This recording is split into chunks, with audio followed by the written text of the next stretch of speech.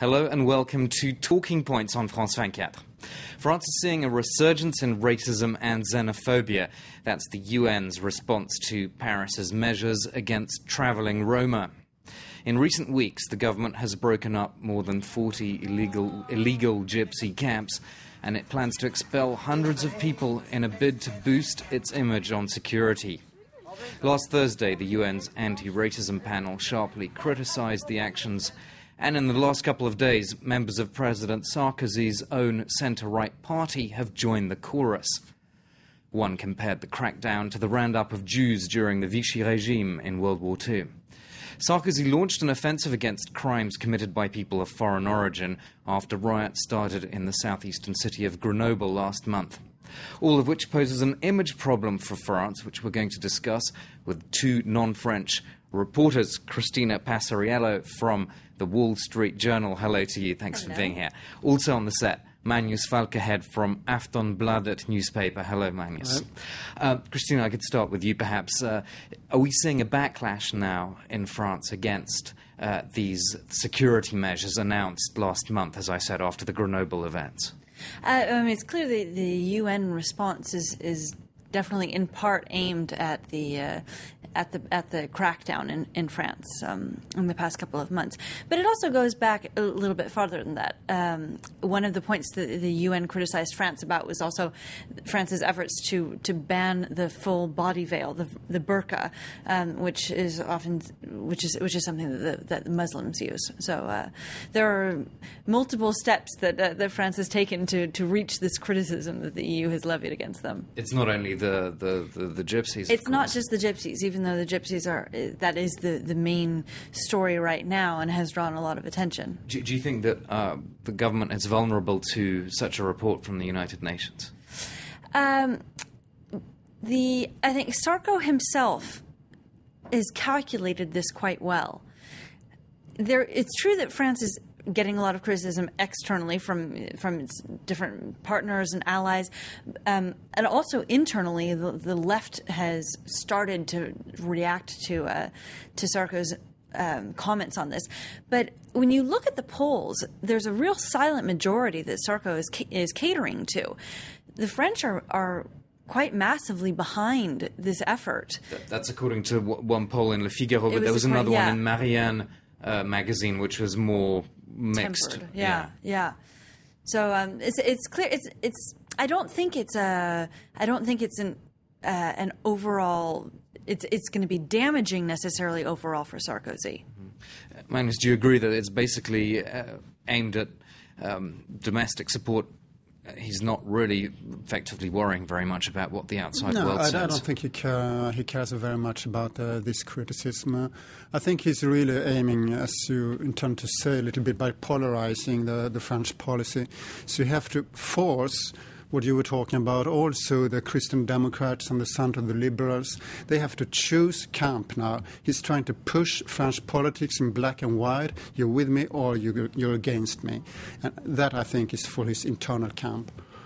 It doesn't seem to be working so far in the sense that these two senior UMP figures have come out in the last few days, one at the weekend and one on Monday, I think it was, criticising in no uncertain terms the dismantlement of these camps. So he seems to be actually uniting the left and dividing the right, or at least we're seeing cracks in the right. There's small cracks in the right, but also I think a couple of the senior UMP members who've come out and spoken out against this are ones who are loyal to Villepin, who is Sarkozy's arch rival and would like to sort of take back some power in the right. So I think the whole thing is political calculations, as much from them, from these two Villepin members of UMP, as it is from Sarkozy in sort of gearing up for a new presidential campaign in a couple of years.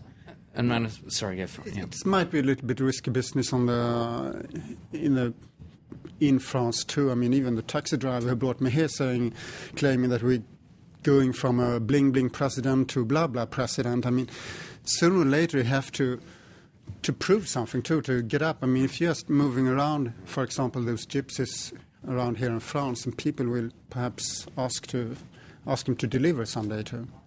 That leads me on to another dimension which is important, and that's the accusation of a diversionary tactic from the real problems, which is the economy. And it's interesting that Sarkozy himself made a televised debate a few weeks ago when he said, let's focus on the real problems, especially on economy, on purchasing power, all these things. And yet suddenly, instead, we have this big security offensive and huge media coverage of it. And what happened to the scandals too? We've been living in France during 2 months with different political scandals too. They're all forgotten now. Yeah, I think it's interesting because it seems like he's sort of taken back control of the message in a way that he really lost. It was very damaging to him in June and July with the whole Betancourt affair, with the political scandal of conflict of interest. So he has set the agenda again in the past couple of weeks, which he was unable to do for quite a while. Is that electorally a successful strategy, though? I think this whole security offensive.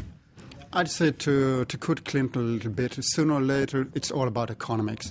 And if he wants to win to 2012, sooner or later he has to deliver on the economy too. What about the National Front? And also part of this is to try and take support away from, I suppose, an up-and-coming, possibly new leader, the daughter of Jean-Marie Le Pen. That will be very interesting this autumn to follow up too, when the new generation is coming up in the extreme right here in France. How will they cope with this now? Yeah, I mean, the question with Sarkozy's offensive against the Roma is whether he is pulling in voters from the far right that would go to the National Front, or whether he's driving people to them too. Because, as you said, there are new leaders, and it's possible that this message will resonate with them, and that actually the far right could capture those votes. So it's really uncertain still what the political outcome of this could be for Sarkozy. How so, driving them to the National Front? Well, because it's possible that these voters could feel like maybe they understand Sarkozy's message, but maybe they feel like the new leaders of the National Front will be more effective in dealing with them. By the time that the elections come around in a couple of years, we're going to have had 5 years of Sarkozy. People are going to be able to judge him on what he's done over the past 5 years. And if they think that he hasn't been actually that effective on security, it's totally possible that they could go back over to the far right. Do you see a more right-wing discourse in general, Magnus, in France? I don't think that's only in France. No. I think it's coming all over Europe now. We see this some kind of, it's a trend coming. I can see it in Denmark. I can see it for a little bit in Sweden going into elections now. I can see it, it's going all over. Perhaps it's not so intense like it's in France. It's extremely intense in this country. Tell us more about Sweden. Sweden too, we have most people, writing and reading about what's happening in France. I think they're quite shocked. They are asking what he's doing too. But there is some kind of racism too, anti-gypsy racism in Sweden too, definitely. And as a politician in Sweden too, it's not very good being too gentle with gypsies too. So there are some politicians trying to gain some points in that. Well, I think you were saying that there were some expulsions as well. Is that right? Or there has been in Sweden too, and especially in Denmark too, where they are cracking down on gypsies, which is also pushing this debate into black and white. What happened to more complicated debates on how to put gypsy children in school and keeping them there and integrate them in this society, or on a European level, we're talking about nomadic people. Wouldn't that be a European issue? Yeah, it seems like in France as in other countries, they're sort of skirting the issue. Sending Romas back to Romania and Bulgaria is not necessarily a solution because we have open borders in Europe, and they often come right back. Yeah, indeed. And a government minister was saying this week that there were...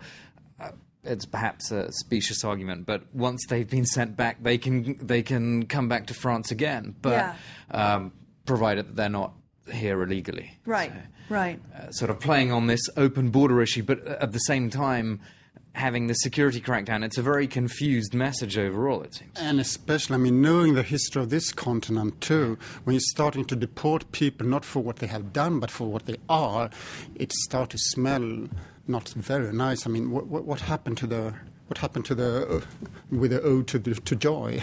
The European hymn of unity. Do you see a European trend, Christina, with a move away from how do we integrate immigrants to how do we make things secure and make sure that there's law and order? Yeah, I mean, I think that clearly in many, many European countries, and not just European countries are part of the EU, because it's also happened in Switzerland, there has been a sort of, the tolerance for immigration has really reached maybe its limit. We see more and more this sort of nationalist discourse. In Switzerland, the idea of banning the mosques, it's all part of the same desire people have to reconnect with their own identity, and I think that's what's been put into question with this whole European plan. It's clearly the reality is not meeting what the European dream was meant to be of integration. I would like to say, what European plan? Right. There isn't one for Roma. Anyway. No serious European plan for Romas. Yeah. And let's not forget the Dutch election as well, which saw the rise of the far right. I think, as I said, this is a European trend, really, in different levels in each country. And as a European trend, it has to be debated on a European level too. We can't avoid, because there is a debate, there is a problem. It's true that until now there hasn't really been. It seems like there hasn't been much of an EU response to any of this. The UN is the body that has come out and criticized France the most. It would be interesting to see if there's any EU level response. Any idea why Europe's been quiet on this? What's your take on that? I'd say that Europe is quiet on quite a lot of things these days, and I think we're really living in an era now where the nation is going back to their nations, and the European federalism isn't very strong those days anyway. Yeah, no, I totally agree. Yeah, there's no one strong voice coming from the EU right now. Definitely, it's gone back to national leaders setting the agenda, and especially when we go into election cycles, I suppose. Right. Yeah. But in Europe, there's always an election cycle. Yeah, of course. Of course. Just to come back to the French situation itself, how do you expect this to develop after all the politicians come back after this great summer break in August? Presumably this is going to be pretty hot as an issue in September here.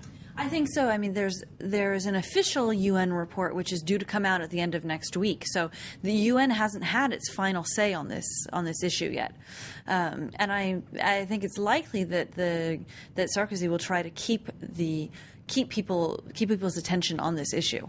Right. I think there will be two interesting steps. First step will be really, as I said, point out when the liberals and the Christian Democrats, sooner or later, they have to go out from their silence. Today we've only got one or two voices, and they have to choose where to stand in those issues. Second step will be when the extreme right will change their leaders. That will change a little bit the game too. Yeah. Okay, we'll have to end it there. Thank you very much to both of my guests, Christina Passariello from the Wall Street Journal and Magnus Falkehed from Aftonbladet newspaper based in Sweden. That's all for this edition of Talking Points. Do join us again at the same time tomorrow.